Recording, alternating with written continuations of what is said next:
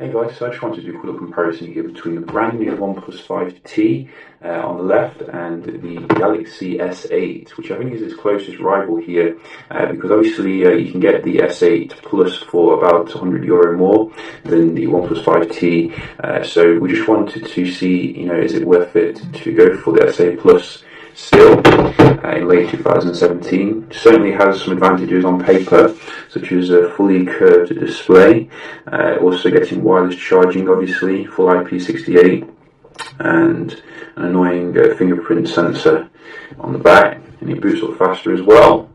Bonus. So you can see, OnePlus 5T does have a nice bezel ratio now, but I think still, the S8 Plus goes a little bit further here. If you look at its direct head-on, but they both look pretty good nevertheless. And obviously, OnePlus has figured out the screen jelly effect, which we didn't actually get with the S8. The big problem with the S8 is obviously you're going to have to deal with your Samsung experience, which may be a bit jittery and laggy now and again, but with the OnePlus 5T you are getting a nice stock build here, which is very quick and nimble. So we just wanted to see how they do compare in terms of the performance then. So we have installed a few apps, and we can just see everything is closed down. I've updated both of them as well to the latest software, and let's go. So running Exynos in the S8 Plus here, the Exynos, I think 8895 is it? Yeah, I think it's that, versus Snapdragon 835 on the left with 6 gigs of RAM. And I think here I am seeing the OnePlus 5T just ahead, which is very nice performance, gotta say. It seems that the screens are calibrated a bit differently. You can really see on this red background that this one looks more orangish, whereas this one looks more saturated. What happened then? I'm sure I touched the dialer. Let's try that again. So let's go.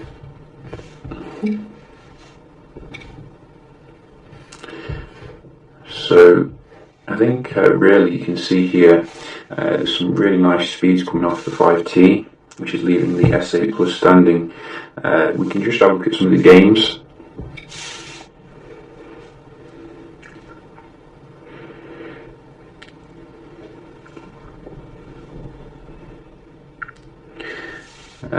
So that was the left again.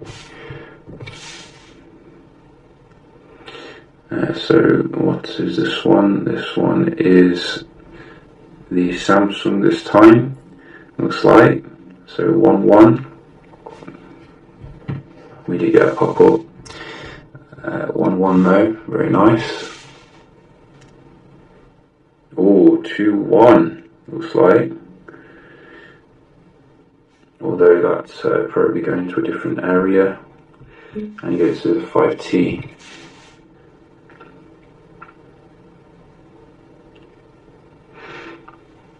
5T again.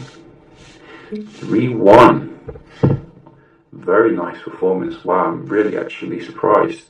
We're just going to have a look at the Wi-Fi as well, so we can see if there's any differences here. So let's start with the OnePlus. In fact, we're starting with the S8 obviously. They look the same though, that's the thing. They look very similar nowadays. You could easily get confused.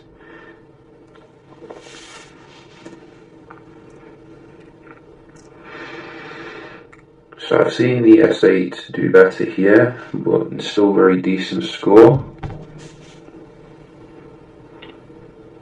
And what can the 5T do? Wow, very consistent here, performance from the 5T when it comes to the Wi-Fi. We will give the S8 another chance to redeem itself.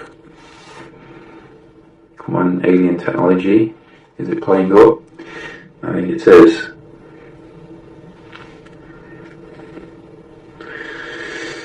Oh, you see, it's getting closer, but you just can't quite reach the 5T. So maybe we have some new alien technology, courtesy of Oppo.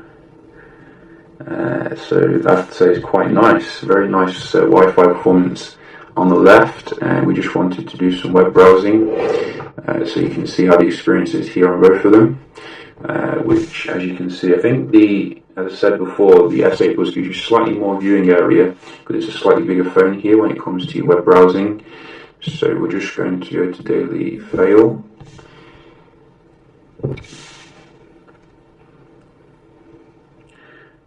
So you can see, nice and fast load on the left. And let's just scroll down here. I enjoy the way the content kind of slopes as well on the sides here with the S8 Plus. So let's have a look at something to click on. So just looking for something to click on here, and this one. Cool. So yeah, I think the 5T again here, a little bit snappier than what Samsung's having to offer, it seems. We just go to a more simple website, GSM Arena.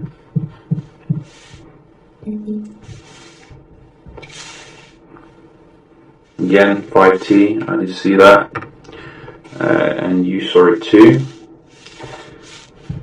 Cool. Again, 5T. So the 5T is really killing it here when it comes to the raw speed, which I always have praised OnePlus for keeping things nice and fast. We just wanted to as well round off with a multitasking test. So both of them, well, the S8 Plus has 4 gigs of RAM and this one has 6 gigs, which as you can see straight away we're getting some reload on the right here, which maybe was a one-off. Well, it certainly feels more snappy on the 5T, going into things which I would notice day to day. This is part of the reason why I don't use a Samsung phone. I mean, they're fantastic and everything, but when it comes to raw speed, it's like, you're left waiting, ultimately. As you can see, good memory management, though decent from both of them, not too much. But you see that massive delay there, which was quite inexplicable. Reloaded, that's why. So I think you can see the 5T is ahead. It's ahead when it comes to the performance. The S8 Plus has been left standing, unfortunately. So it does keep a few of them in memory. And where was the last one? I can't even find it. But yeah, I mean, you can gather here the 5T is ahead in that respect. But obviously, I don't think the speed is everything when it comes to a phone. You do have to consider the whole package. And I have noticed that the S8 Plus is still bringing things that you don't get with OnePlus, which, a little bit disappointing. I haven't seen any active display on the phone, which you definitely do get with Samsung phones nowadays. So maybe it's hidden in the settings somewhere. It would be nice if they just activated it and made it work. So we do have an ambient display setting, which I think is pretty much the same kind of thing. But you can see with the Samsung, it comes on straight away, no faffing around. Always let you know what the battery is. I really like that feature. In terms of the camera, I did take I'm probably going to do a more in-depth review of how the camera performs, but I have taken a few out and about quite recently. Let me just get them up, and then we can see what we're getting here. And one of the annoying things I noticed about the actual OnePlus 5T is it doesn't get as much into the shot as you do get with the S8 Plus here. For example, take this shot. You can see I'm getting all of the building in here. I'm still in exactly the same place with exactly the same settings on widescreen mode, but I can get more into the shot with the S8 generally. So that is something which I do appreciate. You can see as well with this one, I'm not getting as much in the shot as I am with the S8. I'm still in exactly the same place But yeah, just a quick little video here between the 5T and the S8 Plus. I still recommend the S8 actually, if you can live with the annoying fingerprint scanner. But I think in terms of raw speed, the 5T is ahead in late 2017. So yeah, just a quick video here. Hope you found it helpful, and I'll see you in the next one. Cheers.